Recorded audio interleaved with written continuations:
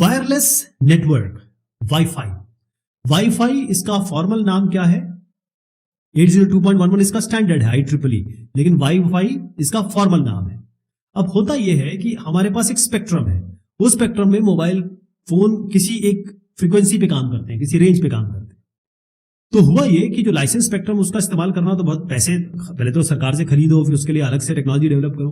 तो 802.11 यानी कि वाईफाई है, ये अनलाइसेंस बैंड, जिसका लाइसेंस नहीं लेना पड़ता, सरकार से खरीदना नहीं पड़ता, जो ISM बैंड है, इंडस्ट्रियल, साइंटिफिक और मेडिकल बैंड्स, ITUR ने जो बताया है, ये टेलीकम्युनिकेशन यूनियन है, जिसके बारे में भी मैं आपको बाद में बताऊंगा।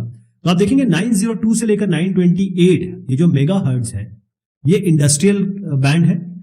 2.4 गीगाहर्ट्ज से 2.5 करीब स्पेसिफाई करूं तो 2.4835 ये आपका साइंटिफिक बैंड है, ये इंडस्ट्री के लिए बिल्कुल मतलब फिक्स है, ये साइंटिफिक यूज के लिए है।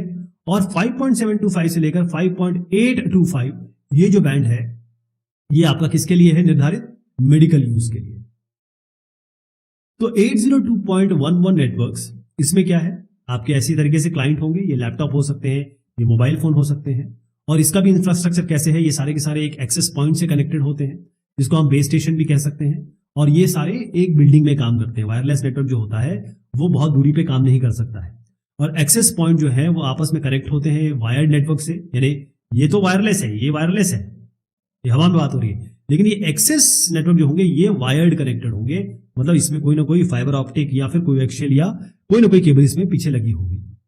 और जितने भी क्लाइंट्स हैं कम्युनिकेशन इनके बीच में, यहां से अगर ये इससे बात करना चाहता है तो वो एक्सेस पॉइंट के थ्रू ही बात करेगा, डायरेक्ट बात नहीं कर सकता। लेकिन एडहॉक नेटवर्क भी होते हैं। एडहॉक नेटवर्क में क्या होता है कि अगर आप एक रेडियो रेंज में हैं तो ये आपस में बात कर सकते हैं बगैर एक्सेस पॉइंट के, इसको हम एडहॉक नेटवर्क कहते हैं, जैसे मैनेट वगैरह।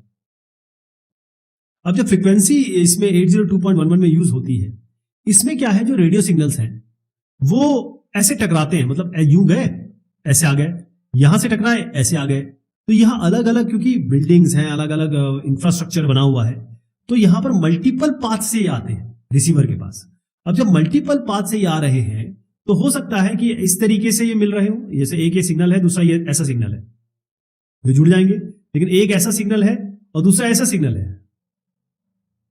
तो ये तो आपस में, इनको ये कहें कि डिस्ट्रक्टिव इंटरफेरेंस हो जाएगा, ये कहें कि कुछ तो रेनफोर्स कर सकते हैं, यानी कि अच्छा सिग्नल बढ़ा के दे सकते हैं, कुछ एकदम खत्म कर देंगे। तो इसी को हम मल्टी पाथ फेडिंग कहते हैं। मतलब अलग अलग पाथ से हम, जब ये रिफ्लेक्टर है जैसे अलग अलग पाथ से जाता है, तो अगर वो रीइंफोर्स करता है तो ये नॉन फेडेड सिग्नल देख रहे हैं आप, और ये इसको अगर अच्छा इन्फोर्स कर देता है या फिर काट देता है तो वो फेडेड सिग्नल हो जाएगा।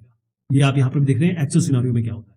तो पाथ डाइवर्सिटी इसके लिए यूज किया जा सकता है वायरलेस कंडीशन में। इसमें क्या होता है कि जो इन्फॉर्मेशन है उसको हम अलग अलग पाथ से भेजते हैं, और वो सारे बात जो होंगे वो इंडिपेंडेंट होंगे। ये नहीं कि सारे के सारे यहीं से भेज रहे हैं, एक यहां से भेजिए, एक यहां से भेजिए, और फिर यहां पर आप देखिएगा कि पाथ डाइवर्सिटी से आपका ये जो फेडिंग वाला या डिस्ट्रक्टिव इंटरफेरेंस वाला काम नहीं होगा, है ना। अब इसी वाईफाई में जो 1997 का मैं जो स्टैंडर्ड बता रहा हूं, ये वायरलेस लैन, ये 1 Mbps 2 Mbps में काम करता था। और इसमें क्या है, फ्रीक्वेंसी पे हॉप करते थे, कभी एक फ्रीक्वेंसी, फिर दूसरी फ्रीक्वेंसी, फिर पिछली फ्रीक्वेंसी, फिर तीसरी फ्रीक्वेंसी। और जो स्पेक्ट्रम था, ये कहें कि यहां से मान लीजिए पूरा इतना स्पेक्ट्रम है, तो पूरा का पूरा इसमें स्प्रेड हो जाता है, यानी कि ऐसा है ना, पूरा का पूरा इसको इस तरीके से खींच दिया जाता था। कहने का मतलब यह है कि फ्रीक्वेंसी हॉपिंग और स्प्रेड स्पेक्ट्रम का इस्तेमाल करके ये स्टैंडर्ड डिफाइंड था वायरलेस लैन। तो जो स्प्रेड स्पेक्ट्रम है, स्प्रेड मतलब खींचना, स्पेक्ट्रम मतलब पूरे स्पेक्ट्रम को यूज करना, इसको एक्सटेंड किया गया स्प्रेड स्पेक्ट्रम को, और ये बन गया 802.11 बी स्टैंडर्ड 1999 में। और ये 1-2 Mbps जो था पहले वो 11 Mbps हो गया। 802.11 ए आया 1999 में, 802.11 जी आया 2003 में, और ये पहुंच गया किस पे, एक अलग मॉड्यूलेशन स्कीम है। मॉड्यूलेशन स्कीम के बारे में भी आगे चल के बात करेंगे। ये है OFDM, orthogonal frequency division multiplex. तो ये जो OFDM आया, जो कि मैं बता रहा हूं कि एक अलग मॉड्यूलेशन स्कीम है, उसका तरीका यही था कि इसमें करते क्या थे, एक वाइड बैंड जो स्पेक्ट्रम का है, मतलब जो भी अवेलेबल है, उसको हम छोटे छोटे भाग में डिवाइड कर देते हैं, यानी कि इसको कहेंगे स्लाइस कर देते थे, और यहां से इससे बिट्स पैरेलली भेजते थे। तो इससे क्या होता था कि जो एक्चुअल आ रहा है, जो बड़ा सेंसिटिव था सिलेक्टिव फेडिंग के लिए, वो थोड़ा सा कम हो जाता है, यानी कि less sensitive to frequency selective fading. इसकी चित्र दिखाने की कोशिश की है, लेकिन इसकी हम चर्चा बहुत डिटेल में करने वाले हैं। तो वाईफाई का मैं स्टैंडर्ड के बारे में बात कर देता हूँ। 802.11 AG है, 802.11 AC है, 802.11 AD है। और ये लेकिन बात क्या करेंगे, क्योंकि सिंगल रूम में हम बात कर रहे हैं इसकी, क्योंकि जो दीवारें हैं ना उसके थ्रू ये नहीं जा सकता, इसलिए सिंगल रूम में आपकी ये स्पीड के बारे में बात हो रही है। थोड़ा सा एक बार और दिखा देता हूं आपको।